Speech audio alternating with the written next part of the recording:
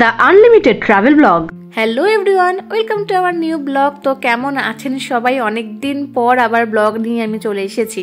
মাঝে দুর্গাপুজো, লক্ষ্মী পুজো ছিল, তাই তেমন ভাবে আর পুজোর ব্লগ দেওয়া হয়ে ওঠেনি। আশা করি সবাই পুজোটা খুব ভালো কাটিয়েছেন। আর সামনেই কালী পুজো, তাই ভাবলাম কালী পুজো আসার আগে দুর্গাপুজোর ব্লগ নয় শেষ করা যাক। তো এই বছরের পুজোটার প্রাগে নয় আমরা চলে গেছিলাম ভিয়েনাতে একটা দাদা দিদির বাড়িতে। আর সেখানে গিয়ে এত সুন্দর পুজো কাটিয়েছি আর এত ভালো ভালো মানুষের সঙ্গে আলাপ হয়েছে যে কি বলবো। চলুন আর কথা না বাড়িয়ে পুরো ব্লগটা দেখতে থাকুন আর এনজয় করুন ভিয়েনার পুজো।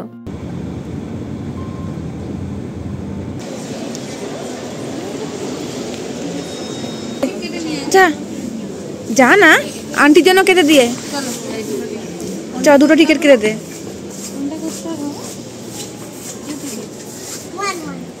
ওয়ান, আচ্ছা 1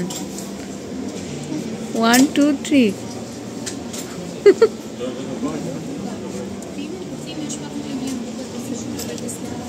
হয়ে গেছে, হয়ে গেল। টিকিট কই গেল? ওখান থেকে এই যে টিকিট বেরিয়েছে, ওখান থেকে কেটেছে আর এখান থেকে টিকিট বেরিয়েছে। তো আমরা ভিয়েনার পুরোহিত মশাই ও তার ফ্যামিলির সঙ্গে বেরিয়ে পড়েছিলাম ভিয়েনার উদ্দেশ্যে। মানে অর্তিপন্দা ভিয়েনাতে বেশ কয়েক বছর ধরেই ওখানে পার্মানেন্ট ভাবেই পুজো করছে। বেশ বড় করে ওখানে যেহেতু পুজো হয় তো অনেকটাই দায়িত্ব থাকে। তো এবার আমরা ঠিক করেছিলাম যে ভিয়েনা যাব, তাই ওদের সঙ্গেই বেরিয়ে পড়লাম। তো আমাদের ট্রেন ছিল ওই ভোর 6টা নাগাদ, তাই 4টের সময় উঠে আমাদের রেডি হয়ে বেরিয়ে পড়তে হয়েছে। তো যাই হোক, অনেক কষ্টে সৃষ্টে মানে ঘুম ঘুম চোখে আমরা পৌঁছে গেছি ভিয়েনাতে।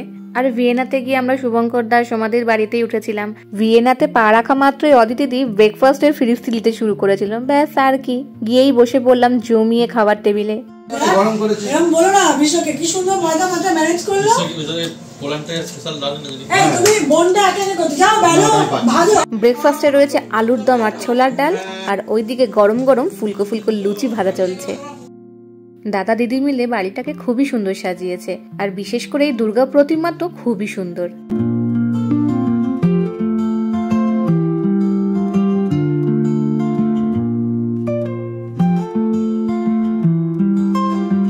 দুর্গাপুজোর ষষ্ঠীর ব্রেকফাস্টটা কিন্তু দারুণ ছিল। যাই হোক, এবার চলুন সাজুগুজু করে যাওয়া যাক আসল জায়গায়, মানে যেখানে দুর্গাপুজো হচ্ছে। এই আবার কি আর কি, দুর্গাপুজোর মণ্ডপে নিয়ে যাব বলে নিয়ে চলে এলাম চার্চের সামনে। মনে তো প্রশ্ন উঠেছে, তাই না? আসলে এই চার্চেই হচ্ছে দুর্গাপুজো। না না, চার্চের ভেতরে নয়, চার্চের যে একটা কমিউনিটি হল আছে সেখানেই সমস্ত আয়োজন করা হয়েছে। দুর্গাপুজো তো এখন ইন্টারন্যাশনাল পর্যায়ে পৌঁছে গেছে মশাই। আর একবার যখন ইউনেস্কো হেরিটেজের তকমা লেগেই গেছে, তাই আর কে পায়? না না, সবকিছুই এতটাই সোজা ব্যাপার নয়। সমস্ত বিষয়ের একটা প্রসেস রয়েছে, লিগাল পদ্ধতি রয়েছে। তো যখন এই চার্চে এত বড় একটা অনুষ্ঠান করার কথা ঘোষণা করা হয়েছে, তাও একটা অন্য ধর্মের তরফ থেকে, তো তার জন্য সমস্ত প্রসেসিং এবং কিভাবে মায়ের আরাধনা করা হয়, দুর্গাপুজো সম্বন্ধে সমস্ত বিষয়ক তথ্য কিন্তু এনাদেরকে প্রেজেন্টেশনের মাধ্যমে দিতে হয়েছে। তারপর চার্চের অথরিটির তরফ থেকে পারমিশন পাওয়া গেছে।